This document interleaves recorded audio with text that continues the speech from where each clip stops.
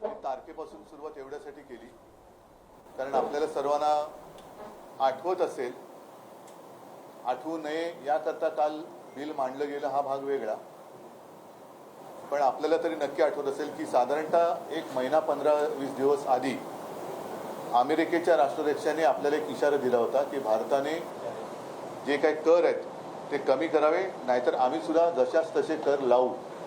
आणि त्या कराला सुरुवात, त्या कराच्या आकारणीला सुरुवात त्यांनी त्यांच्या 2 तारखेपासून म्हणजे आजपासून आपल्या इकडे केले.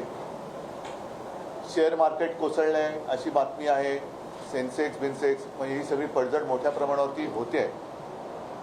काल आपल्याला सर्वांना, निदान मला तरी अपेक्षा अशी होती की देशाच्या आर्थिक पाठकण्याचा हा विषय, कदाचित आर्थिक पाठकणा मोडेल की काय, आर्थिक संकट मोठं आपल्या देशावरती आदळेल की काय, अशी ही परिस्थिती असताना देशाच्या पंतप्रधानांनी, देशाच्या अर्थमंत्र्यांनी आणि देशाच्या परराष्ट्र मंत्र्यांनी बाकीचे सगळे विषय बाजूला ठेवून देशाला विश्वासात घ्यायला पाहिजे होतं. या संकटाचा मुकाबला आपण काय करणार आहोत, आपल्याला काय पावलं उचलण्याची गरज आहे, आपण काय केलं तर त्याचा परिणाम काय होईल, त्याचा दुष्परिणाम काय होईल, आणि अशी जर का काल त्यांनी भूमिका घेतली असती तर आणखीन एक गोष्ट सांगतो की मी जेव्हा मुख्यमंत्री होतो तेव्हा चीन घुसला होता आपल्या देशामध्ये, अरुणाचल वगैरे त्या भागामध्ये.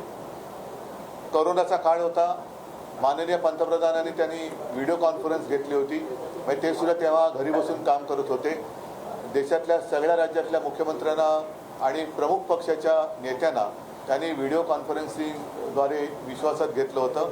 आम्ही सगळ्यांनी एकमुखाने त्यांना सांगितलं होतं की आपण देशाचे पंतप्रधान आहात, आपण देशाच्या हिताचेच निर्णय घ्याल अशी आम्हाला खात्री आणि विश्वास आहे. आपण याबाबत जो काही निर्णय घ्याल त्याला आमचा पाठिंबा असेल.